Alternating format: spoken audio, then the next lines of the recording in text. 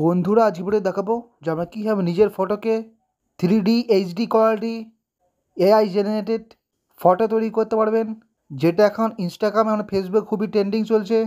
খুবই সহজে আমরা এরকম ফটো 30 থেকে 40 সেকেন্ডের মধ্যে তৈরি করতে পারবেন। সর্বপ্রথম আমার নিজের গুগল ক্রোম ব্রাউজার ওপেন করবেন। এখানে আমরা লিখবেন গুগল জিমিনি। এরপর আমাদের সামনে এরকম একটি পেজ খুলে আসবে। উপরের দিকেই আমরা ওয়েবসাইটে দেখতে পাবেন, এই ওয়েবসাইটে আপনারা ক্লিক করবেন। এরপর আপনার সামনে এরকম একটি পেজ খুলে আসবে। এখান থেকে সর্বপ্রথম নিজের জিমেল সিলেক্ট করতে হবে। তার জন্য কর্নার দিকে নিজের প্রোফাইল দেখতে পাবেন, এই প্রোফাইলটার উপর ক্লিক করবেন।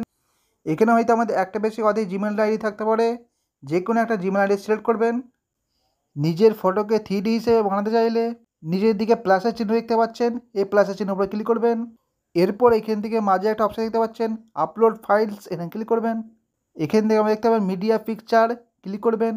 এরপর আমরা এখানে নিজের একটা ফটোকে সিলেক্ট করবেন, যে ফটোকে আমরা 3D AI জেনারেট ফটো বানাতে চান।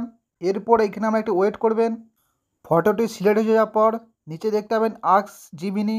এখানে একটা খুব ভালোভাবে আপনার ডিসক্রিপশান লিখবেন, কী লিখবেন আমার ডিসক্রিপশানে দেওয়া আছে। সেখান থেকে কপি করে এখানে আমরা পেস্ট করে দেবেন। কপি করে পেস্ট করে দেওয়ার পর কোণের দিকে একটা আইকন দেখতে পাচ্ছেন, এই আইকনের উপর ক্লিক করবেন। এরপর এখান থেকে ফটোটি 3D ফটো হিসেবে তৈরি হচ্ছে, একটু ওয়েট করবেন। তো বন্ধুরা আমরা এখান থেকে দেখতে পাচ্ছেন ফটোটি 3D AI জেনারেটেড ফটো হিসেবে তৈরি হয়ে গেছে। এরপর এখান থেকে ফটোটি গ্যালারির মধ্যে সেভ করার জন্যে ফটোটির উপরে ক্লিক করবেন। ফটোটি ডাউনলোড করার জন্যে কোণার দিকের আইকন দেখতে পাচ্ছেন, এই আইকনটায় ক্লিক করবেন। এরপর এই ফটোটি আমাদের গ্যালারির মধ্যে সেভ হয়ে গেছে। এখান থেকে বেরিয়ে এসে যদি আমরা গ্যালারিটি ওপেন করি, তো বন্ধুরা এখানে দেখতে পাচ্ছেন গ্যালারির মধ্যে ফটোটি সেভ হয়ে গেছে। তো বন্ধুরা আমরা এইভাবে স্টেপ ফলো করলে নিজে ফটোকে 3D AI জেনারেট ফটো হিসেবে বানাতে পারবেন। তো বন্ধুরা আশা করি আজকে ভিডিও যথেষ্ট আমাদের উপকার আসবে। যদি উপকার আসে তাহলে লাইক করবেন, চ্যানেল নতুন তাহলে বেল আইকন দামি চ্যানেল অবশ্যই সাবস্ক্রাইব করে নেবেন।